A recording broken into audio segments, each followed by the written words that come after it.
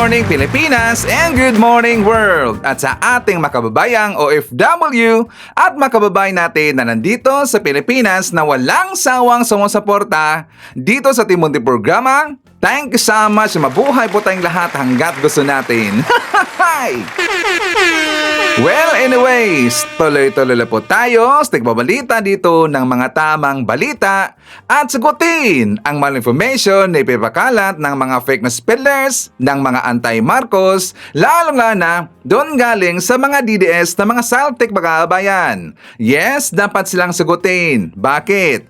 Kasi baghaayan ito sila na lagi pong naninira araw-araw kay BBM at sa Marcos sa may session sa katagalan bagabayan, akala mga paninira, maging totoo yan sa mata ng ibang tao. So dapat silang sagutin kasi ang bagong Pilipinas, bawal po ang mga sinungaling. At siyempre, kasama niyo pa rin si Sir Ivan, ang pinakabulol na vlogger sa balat ng YouTube, pero bibigay sa inyo ng mga totoo at mga preskong balita na kinukuha natin sa tagapitbahay na social media.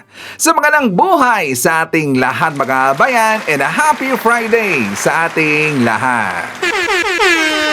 Okay, so before tayo mag-start mga kabayan, well, syempre, as usual, i-check muna natin ang ating mga viewers na may maraming comment dyan sa baba sa ating comment section, ang ating pong top 5 commenters. At nagsusunstahan ang nanguna po si Shane Sibal, meron siyang 16 na mga comments. Nandiyan rin po si Sam Pagita, meron siyang 54 na mga comments. Nemi Hasigawa, meron siyang 15 na mga comments. Nandiyan rin po si Rabel Ferrer Official, meron siyang 27 na mga comments. And Divina Dicuatin, meron siyang 23 lahat ng mga comments. Again, thank you so much po sa ating top 5 commenters. At syempre, pasalamatan natin ating mga silent viewer visiting channel. Thank you so much. At syempre, pasalamatan rin po natin ang lahat ng mga viewers na lagi pong nag-like, laging shares ng ating mga videos, at doon sa ating mga viewers na subscribe sa ating channel. Thank you so much. At syempre, i-greet natin ating mga suki, mga early birds. Yan ang una sa pag-comment dyan sa baba sa ating comment section. Nandyan sila si Maria Midasiplon, Maricruz Hernandez from North Carolina, USA, Ninita Umali, Samway Vlog from Riyadh, Saudi Arabia.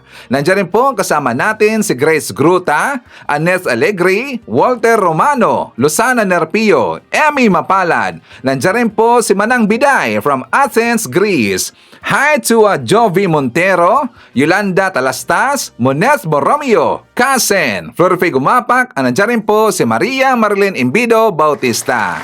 At syempre, hindi natin kakalimutan, i-shoutout natin ating mga pinalangga na mga legends, ang mga senior citizens. Hello po, kumusta ang lahat? At syempre, greet natin ng belated happy 60th birthday kay Ma'am Elenita Cancino Magalyon. Greetings come from Joseph Magalyon. At syempre, greet natin ng happy birthday ang lahat ng mga viewers na nag-birthday ngayong araw. Happy birthday! Okay, so kumusta ang lahat mga kabayan? How are you today?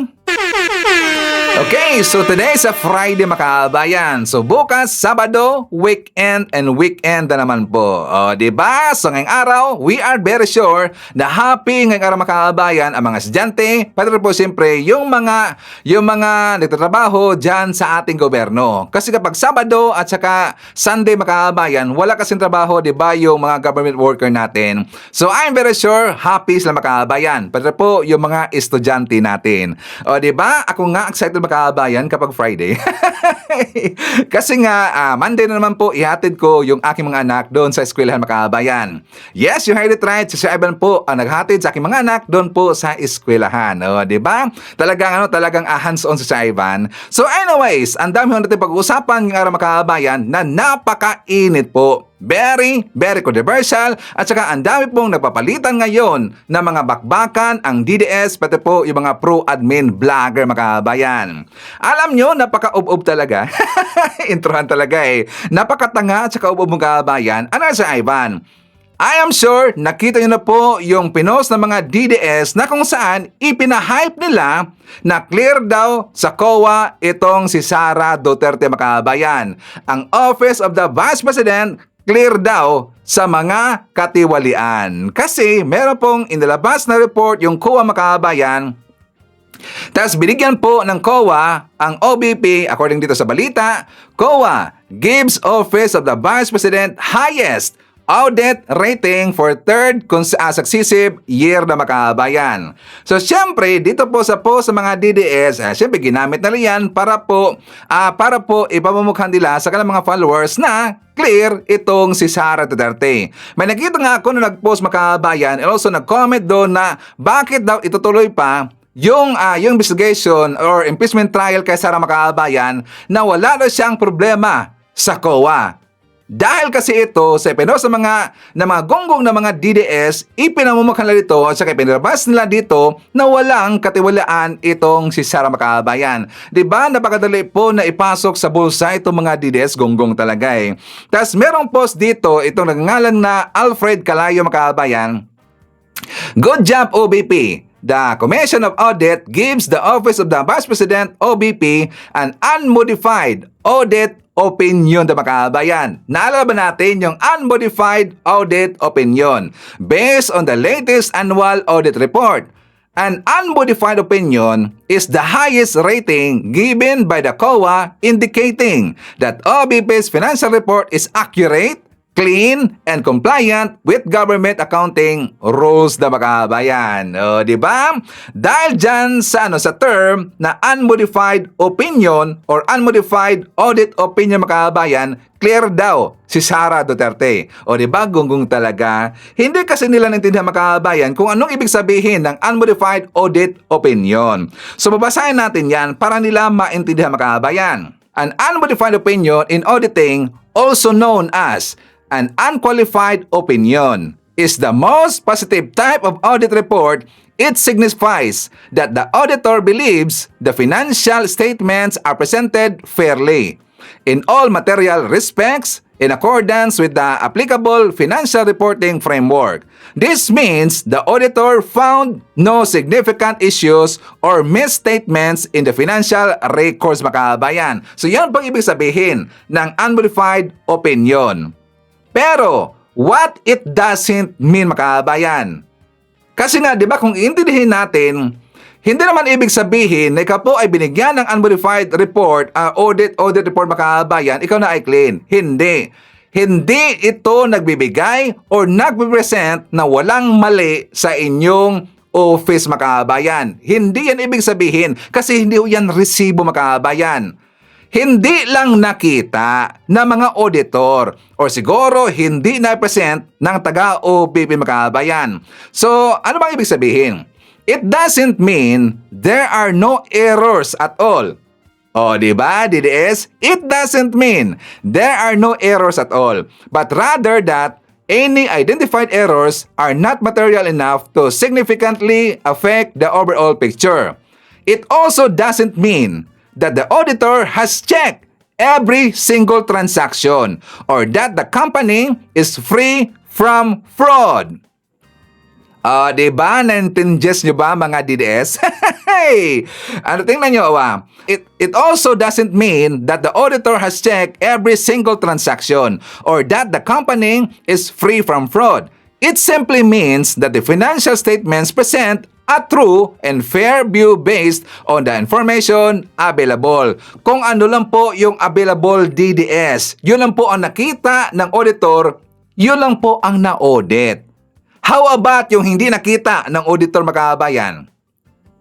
Diba yan po ibig sabihin na hindi porket binigyan ka na unmodified report po ng taga-auditor makabayan, na taga-COA, ikaw ay clear. Hindi lang nakita at saka hindi rin po yan natingnan lahat makabayan ng auditor. O diba sila ay nagbunyi makabayan? Tayo daw ay fake news. Ang gobyerno ng PBBM fake news makabayan. Bakit daw hindi tigil yung impeachment trial kay Sara? I-clear daw siya sa COA makabayan. Gonggong talaga eh. Yan kasi ang mga tanga. Yan kasi ang mga bobo makabayan. Na sila po ito ay nakarely lang sa kanilang mga vlogger na lagi pong pinapanood. Yung mga fake news vlogger makabayan. O, diba? So, before tayo magpatuloy makabayan, kasi nga, pag-usapan rin po natin itong bagbakan ng dalawang spokesperson.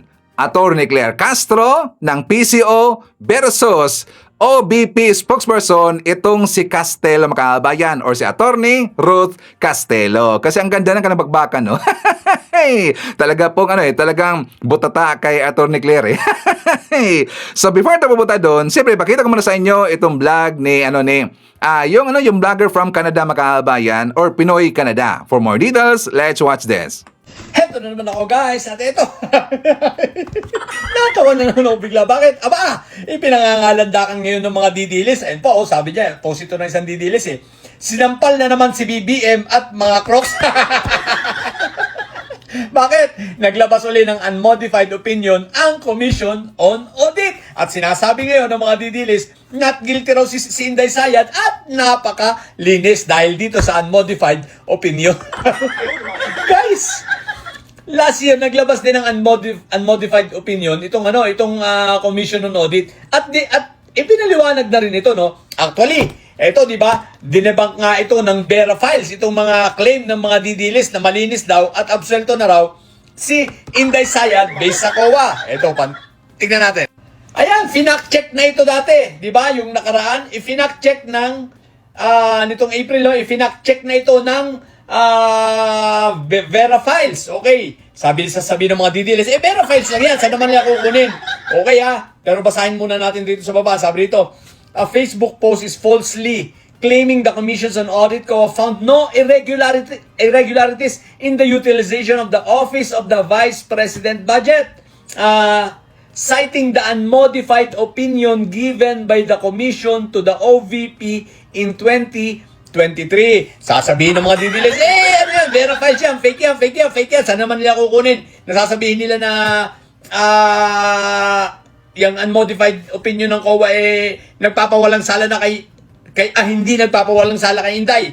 Pues, eto, basahin natin. Galing ito sa galing ito sa website mismo ng Commission on Audit. Ayan, tingnan nyo sa taas coa.gov.ph. Diyan ko kinuha. Basahin natin, what is an unmodified opinion? Okay. An unmodified opinion, also referred to as unqualified opinion, okay, is an opinion issued when the auditor concludes that the financial statements are prepared, in all material respects in accordance with the applicable financial reporting framework. Ibig sabihin, meron lang itong mga bahagi na sinunod nila yung proseso. Ang tinitingnan ng unmodified opinion ay yung pagsunod sa proseso ng pagliliquidate. Yun lang. Pero ang tanong, ibig ba sabihin nito, wala nang ginawang kalokohan si Inday Sayad? Pag naglabas ba ng unmodified opinion ang COA, ibig ba sabihin, malinis na? Clear na?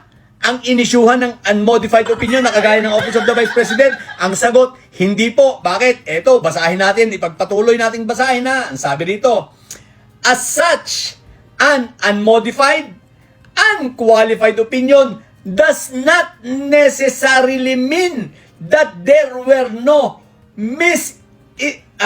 misstatements found during the audit, nor there were no uncorrected misstatement as at year end. Ayan klaro does not necessarily mean that there were no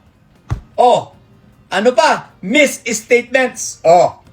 Ngayon, malinis o hindi? Ngayon, klaro to kaya huwag kayong magsaya mga bobo lang didilis dahil bobo lang talaga kayo, hindi nyo alam ang ibig sabihin ng unmodified opinion, hindi kayo nagre-research, mga bobo, may sayad talaga. Ngayon, kung sinasabi nyong malinis naman pala si Inday Sayad, bakit takot na takot sa impeachment? Bakit hanggang ngayon iba na ang statement niya? Nawala na ang bloodbath. Ngayon, ang bukang bibig niya, ipa-dismiss ang impeachment. Bakit may pa-dismiss kung alam mo namang hindi ka guilty? Bakit may pa-dismiss kung alam mo naman na dispalinghado at gawa-gawa lang, na witch hunt lang ang mga ebidensya laban sa'yo? Bakit mo naman ipapa-dismiss kung alam mo naman na ikaw ay napakalinis at lahat ng ginawa mo ay legal at wala kang itinatago? Di ba ga? Dapat nga, excited ka pa. Dapat yung unang mga panahon na sinasabi mong excited ka, bloodbath ka, at gusto mong magkasubukan na dapat ganun ang tamang attitude. Dapat ganun ang tamang pag-appreciate sa impeachment trial. Bakit? Dahil ito yung pagkakataon na ipapakita mo at ipapahiya mo ang lahat ng nag-aakusa sa'yo. Pagkakataon mo na ipahiya ang Congress. Pagkakataon mo na ipahiya si Laluistro. Diba? Itong sila De Lima. Higit sa lahat, si Senator Trillanes, former Senator Trillanes, pagkakataon mo na upang paliguan sila ng kahihiyan dahil ipagmamalaki mo na sasabihin mo, sinungaling sila. Kaya dapat, hindi ka nagtatago. Dapat hindi ka takot sa impeachment. Ayan nga sinasabi ng mga didilis, unmodified opinion ikaw daw ay malinis. Di ba ka? So yun lang. Ina nyo, mga bobong didilis, ano na? Unmodified opinion pa. Ang bobo ng mga comprehension talaga ng mga didilis. Simula ng mga makilala ko mga didilis, mga kadebate ko, comprehension talaga ang problema sa mga ito. Kulang sa research. Okay? So yun lang, sa mga bobong didilis, sa mga galis, sayad, rabis, ina nyo, lahat na sa inyo, manatili na kayong bobot may sayad. Sapagkat ang may sayad ay lagi... Hi, lahat. Bye! Baka nakalimutan siguro ng mga didis makaabayan na yung taga-COA ang nabuking dito kay Sara Duterte. Naalala ba natin yan? Diba sunod-sunod po yung report makaabayan tungkol doon sa mga disallowances, tungkol doon sa issue ng ghost students, diba makaabayan? Diba ang daming problema galing yan sa COA DDS. Kung bakit na-impeach itong si Sara dyan sa kamera, dahil po yan, isa po dyan sa likod, ang taga-COA makaabayan. Kasi nga ang COA ang nag-booking kay Sara Duterte. Kaya nga nakakuha po ng mga ebidensya yung mga mambabatas natin dyan sa kamera dahil po sa COA makaabayan. O diba? Siguro nakalimutan ng mga dides Gonggong talaga So anyways makaabayan ko, pag-usapan muna natin itong malaking pagbagsak ng rating or approval rating ni Sara Duterte. Talaga ang laki po ang ibinagsak makaabayan. Magkano Sir Ivan? 36% yung approval rating ni Sara Duterte bumagsak makaabayan. Ang taas ng nilagapak, di ba kasi kung matandaan natin makaabayan, di ba yung approval na dito kay Sara is 50 plus, 60 plus, ngayon 36% makaabayan. Siguro hindi niya nabudol ang taong bayan sa kanyang pagtatravel, sa kanyang tree planting, sa kanyang paputops doon, sa kanyang kumakain siya doon sa gilid-gilid makaabayan, ang kanyang putops doon sa mga yung merong patay makaabayan, di ba? Lagi niyang pipuntahan yan.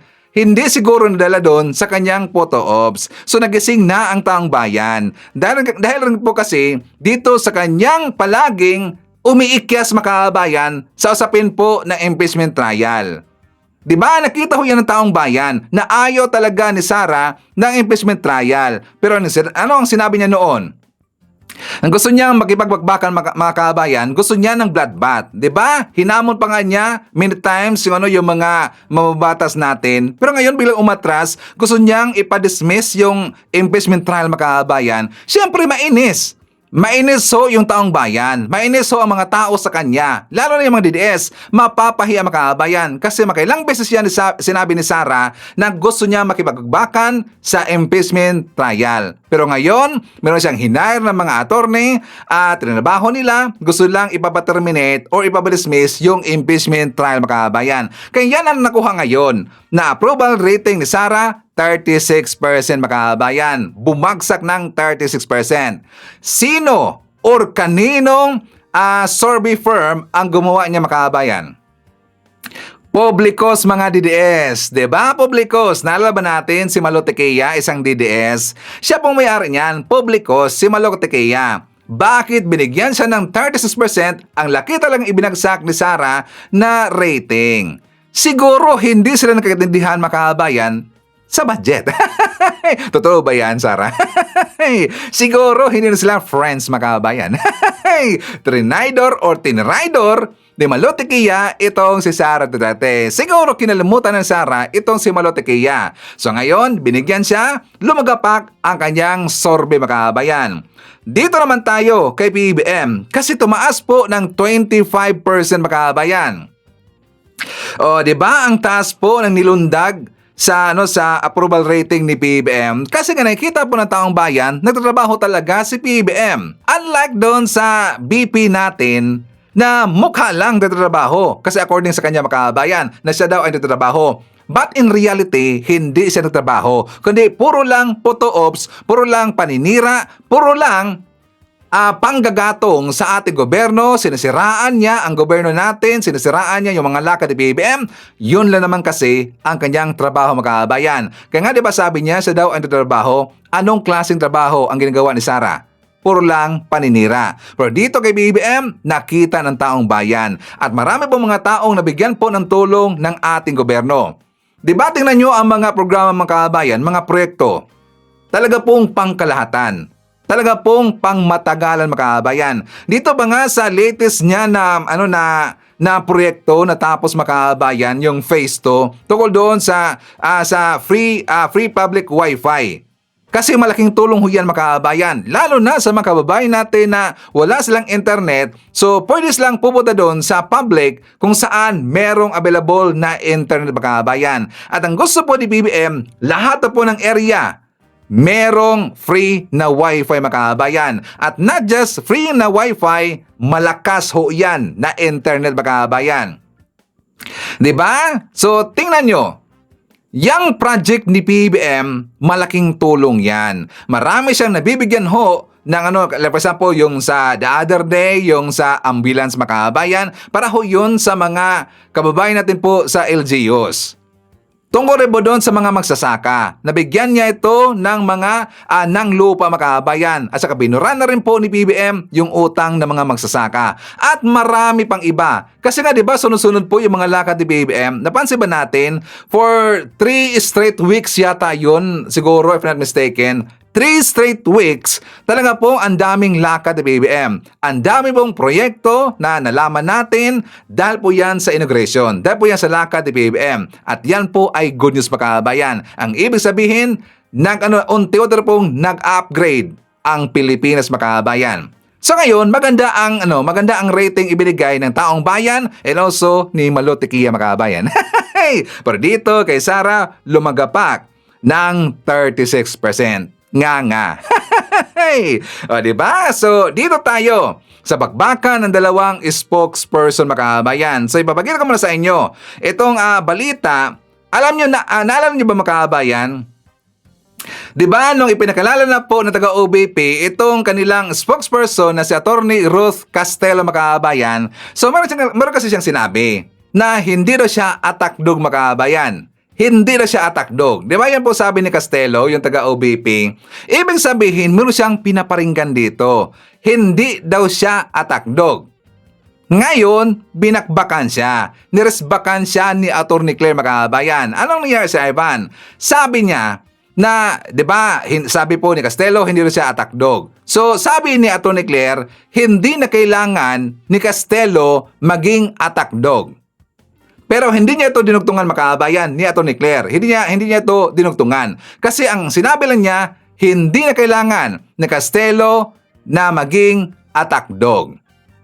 Para sa atin, mga kabayan ko, kung intindihin natin ang sinabi ni Atty. Claire, ano kaya ang gusto niya ipahiwatig? What do you think? Para sa akin, kung dahil sinabi niya na hindi na kailangan ni Castelo na maging attack dog kasi nandyan na ho si Sara Duterte, isang attack dog mga kabayan. Diba, correct I'm wrong? Kasi nga si Sara umaatake yan. Siya po'y attack dog mga kabayan. So hindi na po kailangan ni Castelo, ang spokesperson ng OBP, na umatake pa. Kasi nandyan na ho si Sara Duterte bilang isang attack dog mga kabayan. So yan pong ibig sabihin ni Atty. Claire. O diba, supalpal mga kabayan? So ipakita ko sa inyo yung balita. For more details, let's watch this. Tila nakahanap ng katapatang palasyo sa bagong tagapagsalita ng Office of the Vice President. Nagsagutan ng dalawa tungkol sa iba't ibang issue kabilang ang mga kwestiyon na biyahe abroad ni VP Sara. Maricel, anong sabi ni Yusek Claire at Attorney Castelo sa issue ng foreign trips?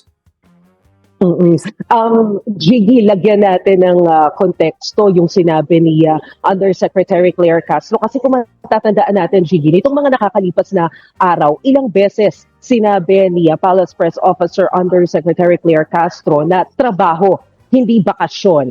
At bagamat wala siyang pinapangalanan dito, mukhang pinapatamaan si Vice President Sara Duterte. So kanina sa programang Ted Filon at DJ Chacha sa True FM, itinanong at hininga ng reaksyon yung pahayag na yan kay Undersecretary Ruth Castelo, ang bagong talagang tagapagsalita ng Office of the Vice President. Ang sabi dyan ni Attorney Castelo, malinaw na kapag tinignan ng konstitusyon, ay hindi naman ganun kadami yung naka-enumerate na mandato ng Vice-Presidente. At yung kanyang mandato, halos katulad rin lang daw ng mga gawain o mandato ng Presidente. Pero syempre, nagkomento rin dyan si Undersecretary Claire Castro. Ang sabi ni Yuse Castro dyan, tinanong kasi natin siya kung ano ba yung inaasahan at gustong makita ng Malacanang na ginagawa ni Vice President Sara Duterte. Ang sabi ni Yuse Castro, wala naman silang ano bang inaasahan o nais na makita na ginagawa ng Vice Presidente. Pero sana, tantana na yung pag-atake kay Pangulong Marcos. Narito ang pahayag ni Undersecretary Claire Castro. Hindi naman po siguro din kasama sa mandato ng Presidente na laging personal trip o nagbabakasyon. Hindi po natin siya hinahanapan ng anumang trabaho. Huwag na lang po niyang pintasan ang pamahalaan dahil ang Pangulo nagtatrabaho. Huwag niya po sanang parang ipangalandakan sa buong mundo na ang Pangulo ay walang direksyon. At Maricel, nakikita ba ng Malacanang na posibleng lumala ang bangayan ng dalawang tagapagsalita? Sabi ni Palace Press Officer Yuse Claire Castro, GD, wala daw labanan o bangayan sa pagitan ng mga tagapagsalita. Ang usapin daw dito ay kung ano yung katotohanan, kung ano yung facts. At kanina, naigiit din ni Yuse Castro na naniniwala naman siyang hindi nga attack dog. Etong si Attorney Ruth Castelo, gaya rin ng sinabi ni Attorney Castelo. Pakinggan natin yung sinabi ni Yuse Castro. Hindi siya attack dog. Definitely, VP Sara doesn't need anymore an attack dog. Hindi niya na po kailangan ng isang attack dog. Oh, you know what I mean? At Maricel, may mga pagbabago raw sa gabinete, partikular sa PCO at DOE.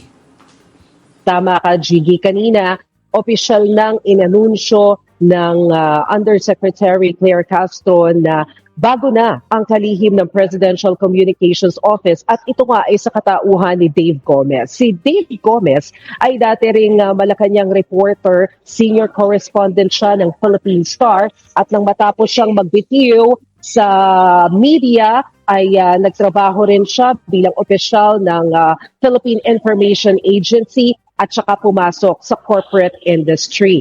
Ang pinalitan nitong si Dave Gomez, incoming Secretary Gomez, si outgoing Secretary Jay Ruiz na itinalaga naman para maging miyembro ng Board of Directors ng MECO o yung Manila Economic Cultural Office ng Taiwan. Makakasama niya dyan si dati ring PCO Secretary Sheloy Garafil. Alam mo, Gigi, lumalabas na si Dave Gomez na ang ikalimang PCO Secretary sa loob pa lamang ng higit 3 taong panunungkulan ni Pangulong Bongbong Marcos bilang presidente.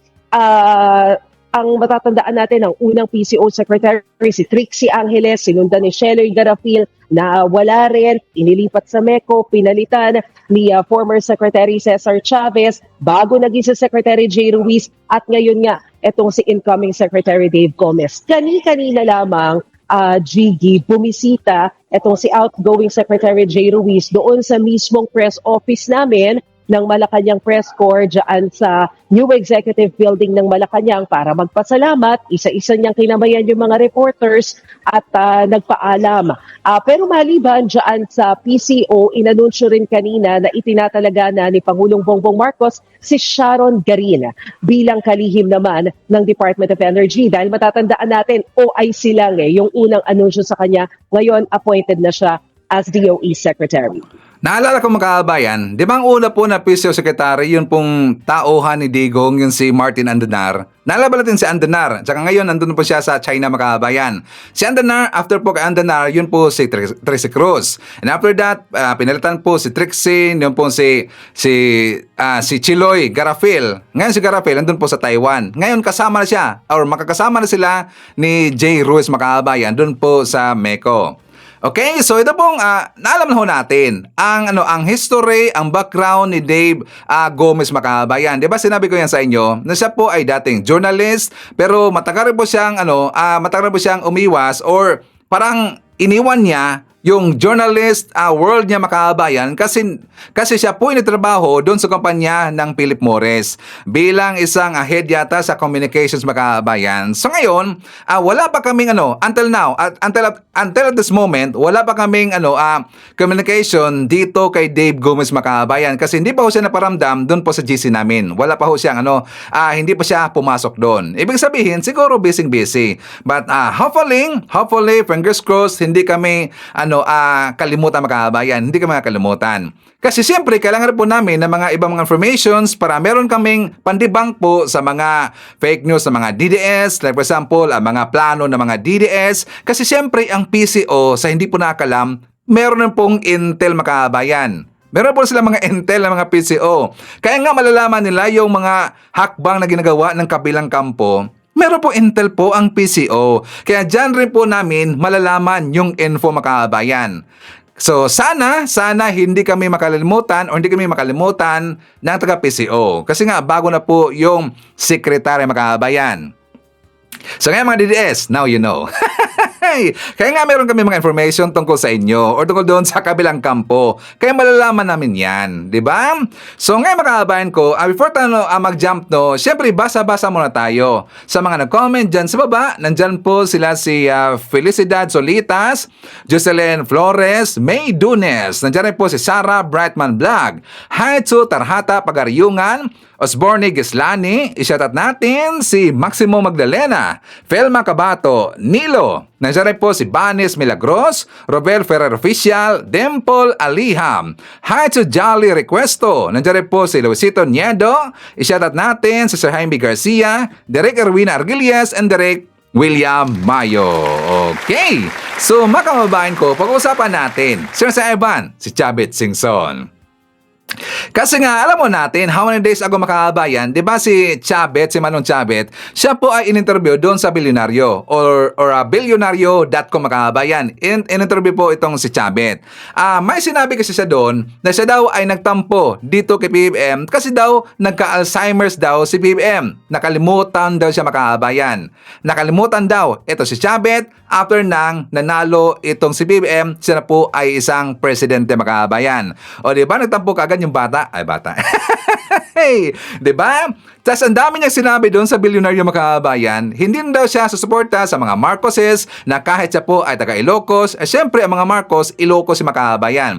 Di ba? Hindi na daw siya susuporta dito sa mga Marcoses. Kasi nga siya po daw ay galit na makabayan. Nadismaya siya. Ngayon makabayan ko, itong si Chabit, parang bata talaga na kung saan kapag hindi mo napagbigyan yung bata, magtatampo kaagad, iiyak makabayan.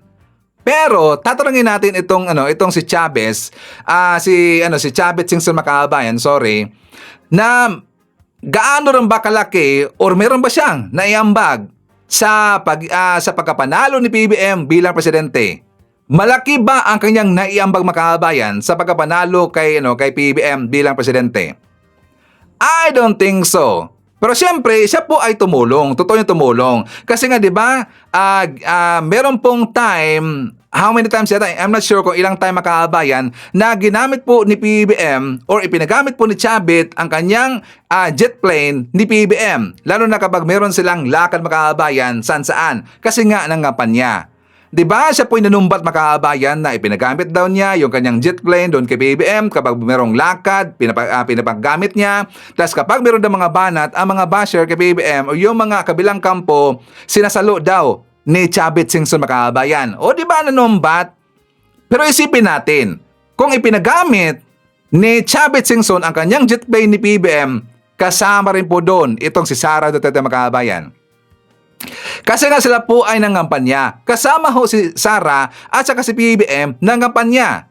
'Di ba? Ibig sabihin magkasama sila sa jet plane. Hindi lang po si PBBM. Okay, so titingnan natin itong attitude po ni Chavit Singh sa makabayan. Kasi nga 'di ba matampuhin kaagad kapag hindi siya mapagbigyan sa kanyang gustong pabor makabayan. Katulad po niya nangyari doon kay Irap. Kasi nga sa panahon po ni Irap makabayan, ipina-impeach ito ni Chavit Singson. Kasi daw, di umano, hindi sila nagkagandidihan sa waiting makabayan. Saan ba natin nakilala itong si Chavit Singson? Diba dahil po sa sugal makabayan, dahil po sa sabong, dahil po sa waiting, etc. Basta sugal. Nandyan ho yan itong si Chavit Singson makabayan. So malamang sa malamang, para sa akin, hindi siya nakalimutan ni PBBM. Or hindi siya kinalimutan ni PBBM. Dides makinig. Malamang merong pabor na gustong hingin itong si Chavit doon kay PBBM na ito po'y pinag-iisipan ni PBBM, baka makasira ito. Baka delikado to. Baka ito po'y makasira sa taong bayan o sa bansa natin. Nag-gets ba si Sir Ivan? Baka yan po ang klaseng pabor hiningi ni Chavit Singson kaya hindi ito pinagbigyan ni PBBM kasi nakakasira. Alam mo natin ating presidente makabayan, si PBBM matinong tao yan. Matinong tao yan. At siya po'y matinong tatrabaho para sa taong bayan. Ayaw niya mapahamak ang taong bayan. Ayaw niya na mapahamak ang bansa natin. Ayaw niyang pagbigyan yung tao na merong delikadong plano. At saka puro lang pansiriling interest ang iniisip makabayan. Malamang sa malamang, yan po ang nangyayari. Diba? Nagets ba natin? So itong si Chavit Singh sa makabayan, babalikan ho natin gaano ba talaga kalaki ang kanyang naiambag sa pagkapanalo dito kay PBBM. Unang-una, pareho silang dalawa, taga Ilocos Sur makabayan. Si PBBM taga Ilocos, si Chavit taga Ilocos. Hindi ba niya alam na marami ho sa Angkaterba, halos lahat po dyan sa Ilocos, mga loyalista makabayan? Diba? Halos loyalista. Yan po yung ginagamit ngayon ng mga DDS. Tingnan nyo, taga Ilocos, iniwasan na si PBBM dahil daw hindi tumupad sa kanyang pangako. Pangako pang ginamit ng mga DDS na mga gunggong makabayan. Dahil daw hindi tumupad sa pangako na dito hiningi dito ni Chavit Singson, kaya dapat lang daw or karapat dapat lang daw iwanan itong klaseng presidente na ganito. Kasi daw hindi tumanaw ng utang na loob makabayan. O di ba? Dahil nagbanggit sila ng utang na loob, diyan kasi nagkakadiskase, nagkakaproblema ang bansa mga kabayan kapag merong utang na loob. Di ba? Dahil po sa utang na loob, diyan kasi lumalabas yung mga kalokohan, mga corruption, mga illegal, dahil po sa utang na loob. Si PBBM, marunong niya mag-isip. Marunong ho yan tumanaw ng utang na loob. Pero depende. Hindi yung pagbibigyan ka kasi nga merong utang na loob pero delikado makabayan. And return, hindi maganda yon. Diba? Kaya siya po'y hindi pinagbigyan ng gusto niyang hiningi o yung gusto niyang pabor na mangyari makabayan. Hindi siya pinagbigyan ni PBBM. O diba? Tas ngayon hindi niya matindihan ng mga DDS, gunggong talaga eh. Kasi nga nasanay si Chavit sa panahon ni Digong na siya lang po ay hinahayaan, diba? Pinagbibigyan lagi. Kasi nga si Digong, siyempre magkakatindihan silang dalawa kasi si Digong utak illegal, utak kriminal. Diba? Mahilig sa mga illegal, sa mga kalokohan, korupsyon. Nagkakasundo silang dalawa. Kung ano man ang pabor hiningi ni Chavit doon kay Digong, paboran ka agad. As long as makakabenepisyo itong si Digong makabayan. O diba, kasama natin, DDS? Kaya kayo dapat, ang mag-advise doon kay Chavit, huwag ka agad umiyak, huwag ka agad magtampo. Hindi siya bata. O diba? Or ito bang mga may edad na makabayan, mahilig ba magtampo? Or madali bang magtampo? Or matampuhin ba yung mga may edad na? Diba, nakakatawa eh. Hindi yan kawalan si Chavit. Bakit? Mas marami pa rin po mga Pilipino, mas marami pa rin po mga taga-Ilocano or mga taga-Ilocos ang nagmamahal kay PBBM. Majority sa mga Pilipino, suportado si PBBM. Okay, so pag-usapan natin, itong hakbang ginawa ng ika-apat ho ng mga DDS senator na gunggong makabayan. Sino Sir Ivan? Itong si Cayetano. Kasi si Cayetano, mga kabayan, meron siyang gustong gawin or i-request or meron siyang gawin na gagawin po na resolution na i-request niya doon sa ICC na i-house arrest na lang itong si Digong na mga kabayan. Gusto niya na ipapa-house arrest na lang itong si Digong. O diba? Big concern talaga eh. Very, very concerned, mga kabayan. Kasi nga, diba, nabalitaan nila, at saka sabi kasi ni Sara, sabi kasi ni Zimmerman na butot balat na lang itong si Digong at saka nangayayat na, mga kabayan. Pero walang sinabi sila na hindi healthy. Sabi ni Sara, healthy si Digong. At mas gusto pa nga ni Sara na ganyan ang kanyang katawan, mga kabayan, ni Digong kasi nga healthy siya. Alam natin na ang taga-ICC hindi pinabayaan yang si Digong. Every day or every hour or every 6 hours, chinecheck nila yan itong si Digong, mga kabayan. Kasi nga maedad na ho yan. Kasi meron ho yang maintenance, mga kabayan. Hindi yan pinabayaan ho ng ICC. Kung siya man ay pumayat ng konti, bagay sa kanyang katawan. Ginbagay yan ng kanyang health siguro na doctor, health expert po ng taga-ICC, mga kabayan, na dapat ganito lang ang iyong timbang. Siguro ginbagay, mga kabayan. Sa ngayon, feeling concerned at yung mga DDS kasi nga siyempre para sila po supportahan po ng mga DDS. Pero una-una, tayo muna yung manawagan kay Cayetano na saan na ang kanyang pangako na 10K. Cayetano, nasaan na ang 10K? Mukha yatang nakalimutan, mga kabayan. Diba? Mukha yatang nakalimutan ng 10K, puro lang siya sakay dito sa mga issue na to para pumabor or pababor sa kanya, mga kabayan. So meron siyang babasahin po natin. Naghain si Senador Alan Peter Cayetano nitong Huwebes kahapon, mga kabayan, ng isang resolusyon na humihiling sa pamahalaan ng Pilipinas na hilingin sa ICC o International Criminal Court ang pansamantalang pagpapalaya kay dating Pangulong Rodrigo Duterte at iminimong kahing ilagay siya sa isang uri ng house arrest, mga kabayan. Sa resolusyon ni Cayetano, nakasaado na dapat payagan ang pansamantalang paglaya ng 80 years old na si Duterte batay sa humanitarian grounds, mga kabayan. So, kahit anong gawin na request ng mga mambabata sa Pilipinas, walang kwenta yung, mga kabayan. Hindi ho yan papakinggan po ng ICC. Kasi hindi naman yan katulad ang ICC sa Pilipinas na kapag meron kang neck brace at kapag ikaw po'y nakasakay sa wheelchair, mga kabayan, papayagan ka or bibigyan ka ng pardon, mga kabayan. Pag-aakala kasi ito mga DDS senators ito na mga gunggong, ganyan ang stilong nakasanayan ng taga-ICC. Ibahin nyo ang ICC sa Pilipinas. Sa Pilipinas, marami kasing gunggong, mga kabayan. Meron ka lang neck brace, nakasakay ka lang sa wheelchair, pagbibigyan ka, mga kabayan, ng pardon. O, di ba? So ngayon, hindi yan pwedeng gawin ng ICC. Bakit? Depende kasi, mga kabayan, sa biktima. Kung sila ba, or not biktima, sa pamilya ng biktima, mga kabayan. Depende kasi yan sa mga witnesses kung sila ba ay papayag, mga kabayan. Well, tayo manawagan kay Cayetano. Walang problema sa akin na i-house arrest itong si Digong as long as siya ang papalit doon sa detention center sa ICC, mga kabayan. Siya ang papalit doon kay Digong.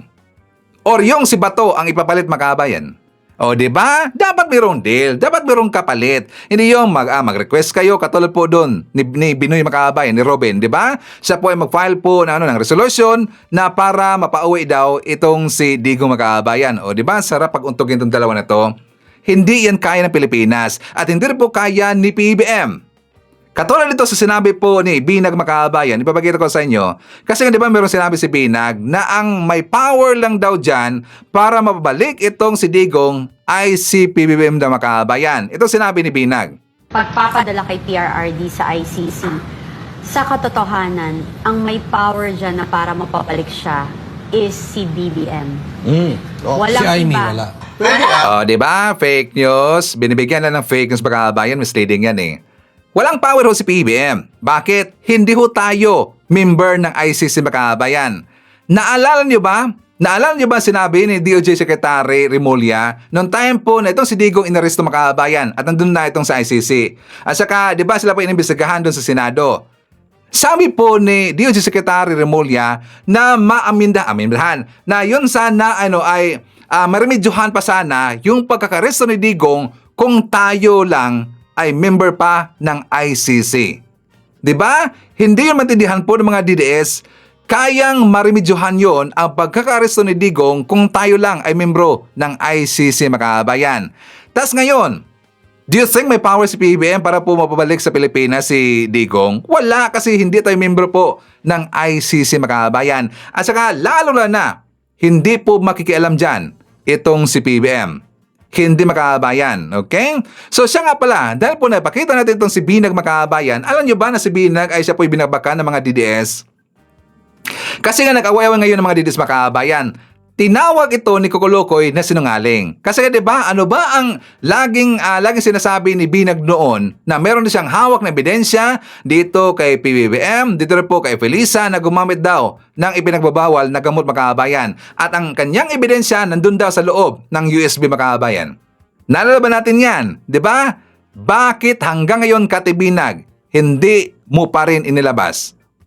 Nasaan na yung sinasabi mong USB? O di ba sinungaling ka? Alam niyo ba, mga kabayan, according kay Binag, kapag daw siya ay tatawagin na sinungaling, kakasuhan ka daw. Kasi yan po ang kanya sinabi doon, Kakulokoy. Sa according kay Binag, kapag tawagin mo ako o kapag tatawagin mo ako na sinungaling, kakasuhan kita. Kakasuhan, mga kabayan, kapag tatawagin daw siya na sinungaling, gonggong talaga eh. Si Kati Binag sinungaling. Bakit? Nasaan na yung USB? Kung totoo yung kanyang sinasabi na meron siyang hawak na ebidensya dito kay PBBM o sa kay Felisa, matagal na niyang sanang inilabas, mga kabayan. Di ba? Matagal na sana niyang inilabas ang kanyang hawak na USB. Pero bakit hanggang ngayon wala pa rin po? Kasi wala siyang hawak na ebidensya, mga kabayan. Ang kanyang sinasabi, puro lang po yun pangbabluff. Puro lang ho yun kasinungalingan. Di ba, Binag? Di ba, gonggong talaga eh. So anyways, before tayo mag-jump sa ating next tabi, mga kabayan, ishare ba natin? Nandyan po si Angelita Hulsanger, Shelly Rizman, Luisa Taha from Riyadh, Saudi Arabia. Hi to Josephine Capili from Cebu.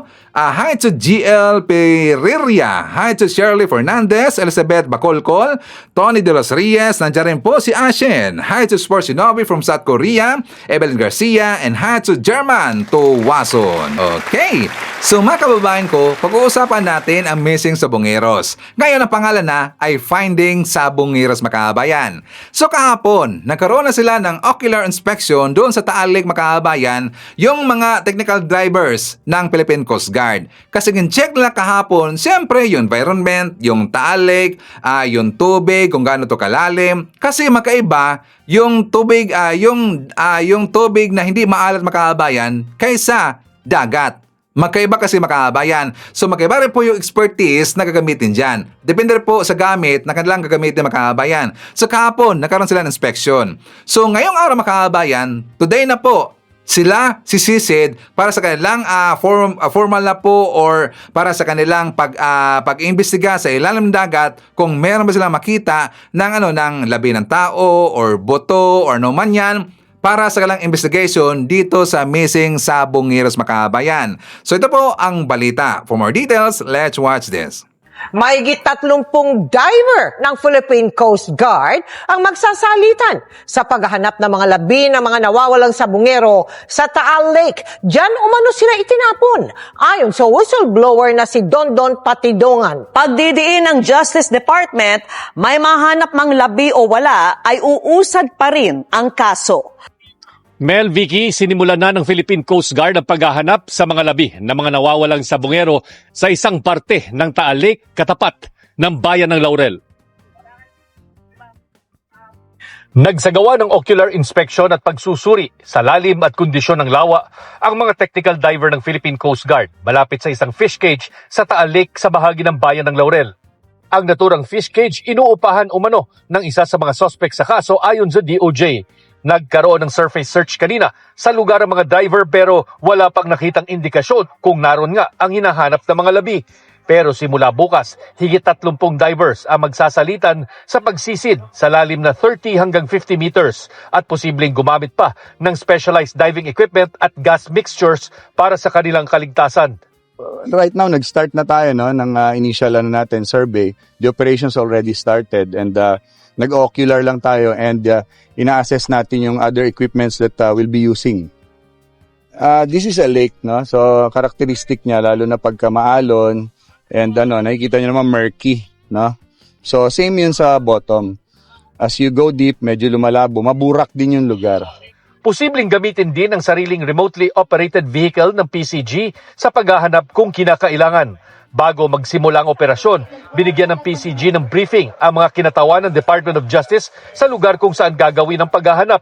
Natukoy ng DOJ ang lugar kung saan sisimulan ang paghahanap batay sa mga isiniwalat ng whistleblower na si Julie Dondon Patidongan alias Totoy. Kung gaano katagal gagawin ang paghahanap, sabi ng DOJ, well, until we have a good picture, we will not stop. Kasi pag kailangan ituloy talaga kailangan tapusin yung trabaho. We're here to make sure that there are no human remains or if ever there are, to find them. So until masasabi natin na talagang wala or talagang meron, hindi tayo titigil. May mga nagsasabi po no na meron pa po tayong maabutan. importante daw mahanap ang mga labi ng nawawalang sabongero, pero pwede pa rin namang umusad ang mga kasong murder laban sa mga sospek sa pamamagitan ng ibang ebidensya. But this will definitely shift the attention now to a murder case if ever bodies are found and remains are found. So we do hope to see remains that will match the DNA of those missing cockfight enthusiasts. However, even if we do not find the bodies, what we have to prove is the fact of death. No, that is what is important in a murder case. Humingi na rin ng tulong ang DOJ sa Philippine Air Force para madala oras na aprubahan ng Japanese government ang mga hinihiram na ROV. Vicky, bukas na sisimulan ng malalim na pagsisid ng mga PCG technical divers sa lake bed base sa isang search pattern na itatakda ng Operations Commander. Shifting daw ang gagawin para hindi masagad itong ating mga technical divers ng PCG na limitado lang din naman ang oras na pwedeng manatili sa sobrang lalim ng katubigan. Okay, so alam niyo ba mga kababayan ko na malaki rin pong maibigay na tulong sa isinagawa dito na search operation dyan sa Taal Lake kapag gagamit sila ng submarine drones. Bakit Sir Ivan? Kasi according dun sa nabasa ko sa Google mga kababayan na yung submarine drones kaya palang i-detect yung buhangin, yung bato, yung buto mga kababayan. Kaya hong i-detect yung buto, pati po yung metal at saka marami pa siyang ibang mga element na kaya niyang i-detect makabayan. Ang ibig sabihin, kapag gagamit po yung Philippine Coast Guard ng submarine drones, mapamadali nila ang kanilang paghahanap dito sa mga labi ng missing sabongeros kung nandyan man sa Taal Lake makabayan. So mapamadali ang kanilang trabaho. Sana meron pong ganyan na gamit ang ating Philippine Coast Guard makabayan. So anyways, merong breaking news. Kasi kahapon, meron pong nakita na mga boto ang Philippine Coast Guard makabayan. Yes, meron pong nakita ang mga boto. Ito po ay nakasilid sa sako makabayan. So ito po ang balita. Sa kapapasok lamang po na balita, may nakuha ang mga otoridad na isang sako na naglalaman ng mga buto sa may Taal Lake. Sa kaugnayan po ito sa may kaso ng mga nawawalang sabongero. Ito po sa pangunguna ng investigasyon ni Colonel Giovanni Cibalo. Sa ngayon po ay sasailalim pa po ito sa mas malalim na investigasyon at pag-aaral ng crime operatives for forensic examination kung ito nga po'y mga buto ng tao at kung ito nga po ay buto ng mga nawawalang sabongero. So ngayon, kapag yan po'y mapatunayan mga kababayan na yung buto na yan ay buto sa tao, finish na. Lagot itong si Atong at ito pong si Gretchen pati po yung iba makabayan. Kasi sa pamamagitan po ng buto na yan, mapapatunayan yung mga sinasabi, yung claim ni alias Totoy or yung si Patidongan makabayan. Diba? Mapapatunayan dito ang mga sinasabi ni Patidongan. Kaya kapag yan po'y mapatunayan, yan po'y buto ng tao, lagot na. Si Atong ang asa si Gretchen, pati po yung iba makabayan. Okay? So anyways, ipapakita ko po sa inyo ang balita natin, siyempre yung mga good news. Para makita po at saka malaman ng mga DDS fake news peddlers kung ano na ang estado ng ating gobyerno, kung ano na yung mga proyekto ni PBBM. For more details, let's watch this. Inihayag ni Pangulong Ferdinand R. Marcos Jr. ang kanyang pangarap na wala nang babayaran pa ang mga Pilipino sa mga ospital pagdating ng panahon. Ayon sa Pangulo, mangyayari ito kapag napabuti pa ang ekonomiya ng bansa. Kapag nagkataon, tanging administrative cost na lang ang babayaran ng mga pasyente. Pero aminado ang Pangulo na sa ngayon ay hindi pa sapat ang sistema at kulang pa rin sa pondo para matupad ito. Gayunman, patuloy na gagawa ng hakbang ang pamahalaan para mapagaan ang buhay ng mga Pilipino, gaya ng pagpapalawak ng insurance coverage ng PhilHealth, gayon din ang pagpapababa ng kontribusyon ng isang individual na naospital. At kung tayo'y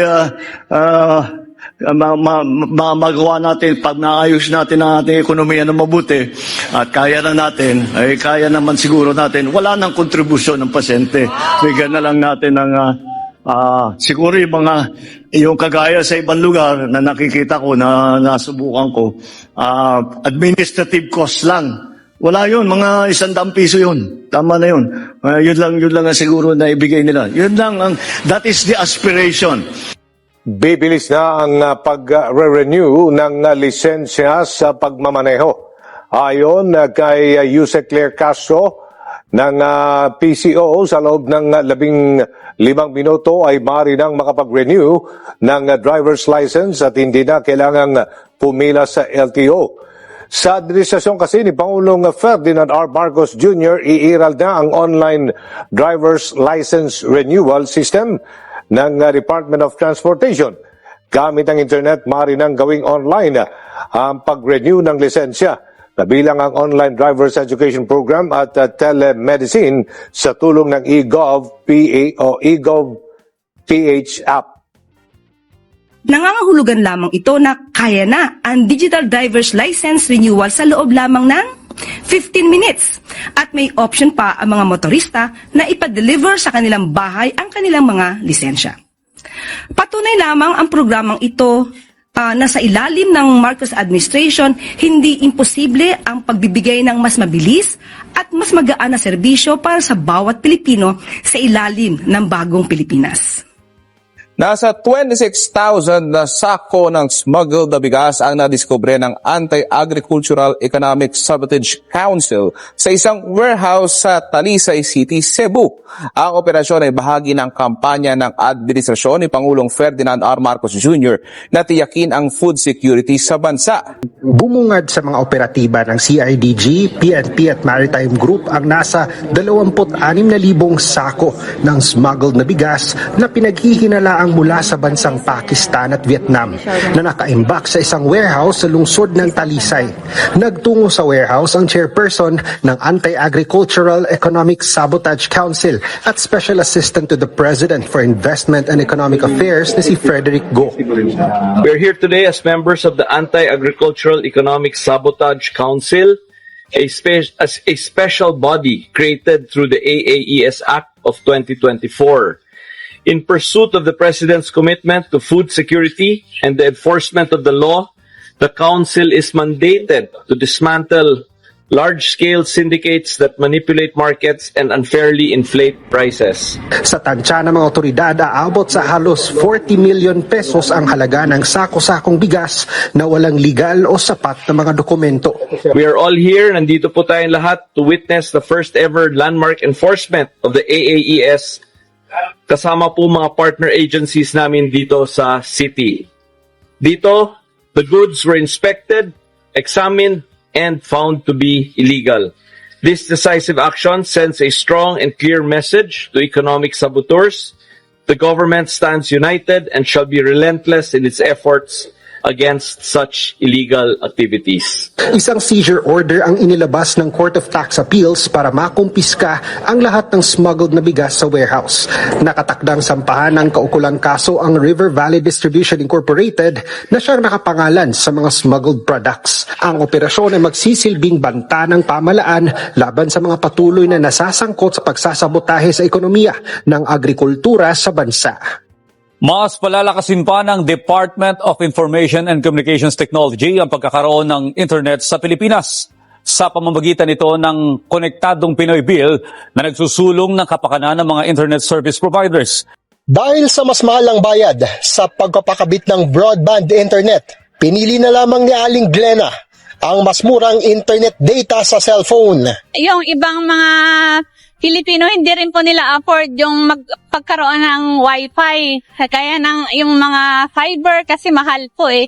Kumpara po sa mga mobile data na may 100 pesos pwede na nilang magamit for 7 days. Ang mga katulad ni Aling Glena na namamahalan sa internet service sa Pilipinas ay isa sa mga makikinabang kapag naisabatas na ang konektadong Pinoy Bill.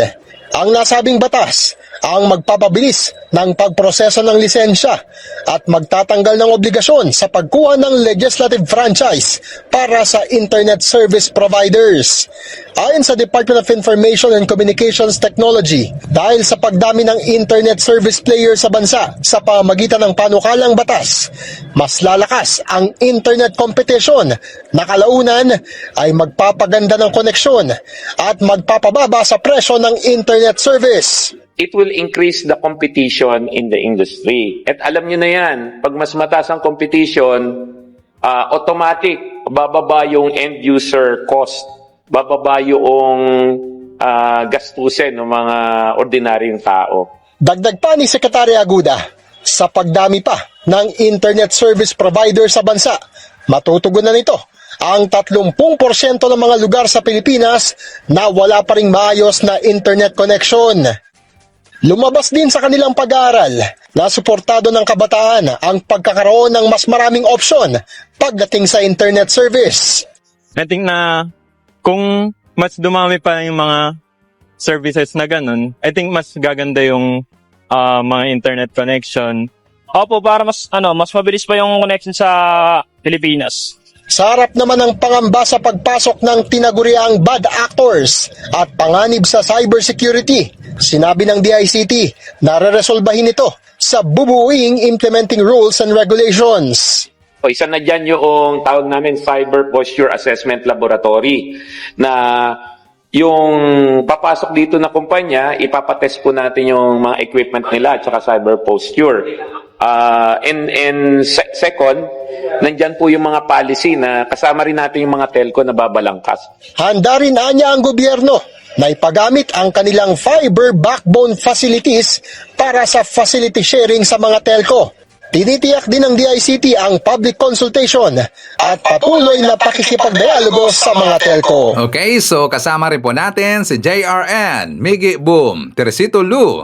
I-shoutout natin si Ronelyn Lamsen at saka si Ronnie and Elmer Castellano from New Zealand. Nandiyan rin po si Ninita Umali, Feye Musquila, Frank L. Esquilon, Luisito Niedo, Ima Valdez, Raymond Tabios, nandiyan rin po si Zora Fatima, Johanna Toiler, Agida Kunanan, Miranda Kaynet, Haitsu Jodeth, Dandoy M. Narciso, Milagros Banes, Esperanza Manuel Sanalila, Haitsud Nida Ishihama, Glenda Lacuesta, Gorgunya Angala, Rosemary Aguilar Lauresta, nandiyan rin po si Edwin Santos, i-shoutout natin si Normie Casadores, FCAC, Jose M. Bornos, Berth Bacod Cabalsa, Haitsu Merna Borromeo, Mila Eleanor Castaneto Hernandez, Glory Ortega, Elmer Pinaranda, Emelita Alia, Moneth Doctolero, and Haitsu Ruby Reyes. Okay, so mga kababayan ko, yan natin manakalap na mga balita ngayong araw. Kung nakaabot ka po sa portion na to, sana nakapag-like na ho tayo. Libre po ang mag-share, libre din ang mag-subscribe. Again, maraming salamat sa mga viewers na hindi nag-skip ng ating mga commercials. Thank you so much. At before natin tatapusin ang ating programa ngayong araw, sana sabayan nyo si Sir Ivan para sa ating live messaging prayer. Sa umagang ito, Lord, kami po'y nababasalamat sa bagong pagkakataon na iyong ipinagkaloob. Salamat sa paggising namin na may bagong pag-asa at lakas. Pagpalain mo po kami sa buong araw na ito. Patuloy po kaming magtitiwala sa iyo at sumasampalataya sa iyong kabutihan. Padalhan mo po kami ng wisdom at guidance upang maging matatag sa lahat ng pagsubok. Gabayan mo kami, Lord, sa bawat hakbang at ipakita mo sa amin ang landas patungo sa tagumpay na matagal naming pinapangarap. Sana'y maging ilaw kami sa ibang tao at magdala ng kaligayahan at inspirasyon sa mga paligid namin.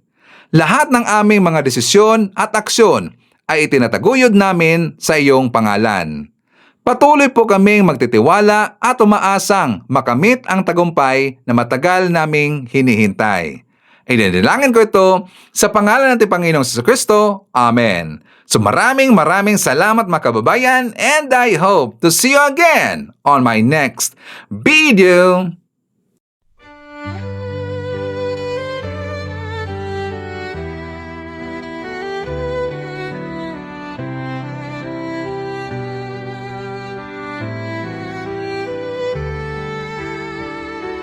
Bawat hakbang, tinik ang iyong daan.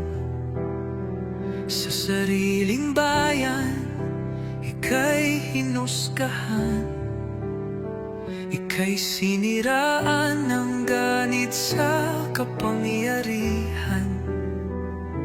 Agilang nagnakaw ng pera ng taong bayan.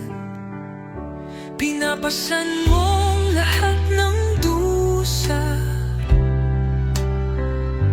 Matatag ka, hindi gaya ng iba. Ngunit kahit sugatan, kahit lumuluha, iniisip mo pa din kapakanan ng iba.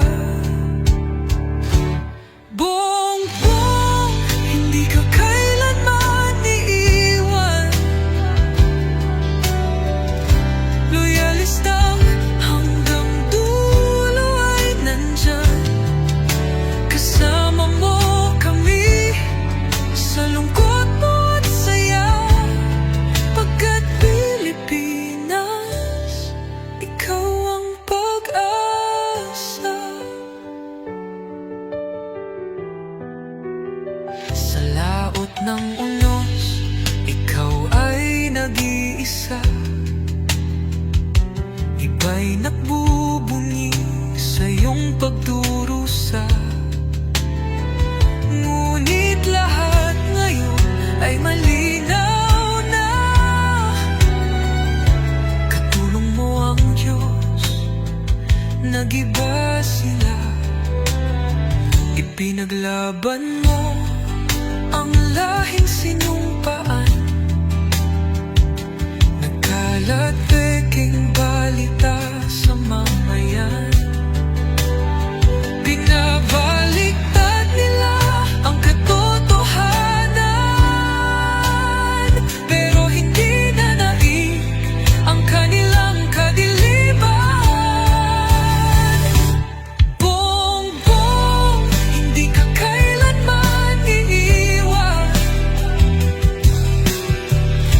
Loyalistang hanggang dulo ay nandyan.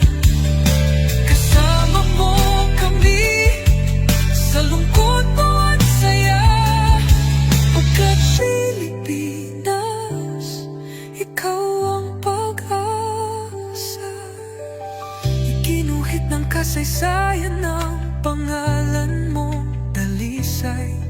Ngunit bakit tila nais kang burahin at si Apolacay? Sa iyong mga mata, may luha ng matinding pagdurusa. Ngunit sa puso mo, bayan pa din ang inuuna. Bongbong, hindi ka kailanman iiwan. Loyalista hanggang dulo ay nandyan. Kasama mo kami sa lungkot mo at saya. Pagkat Pilipinas,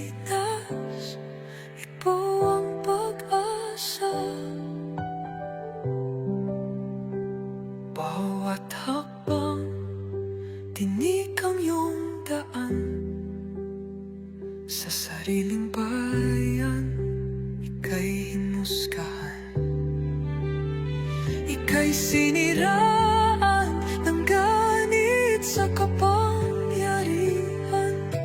Hakilang nagnakaw ng pera ng taong bayan. Pinapasan mong lahat ng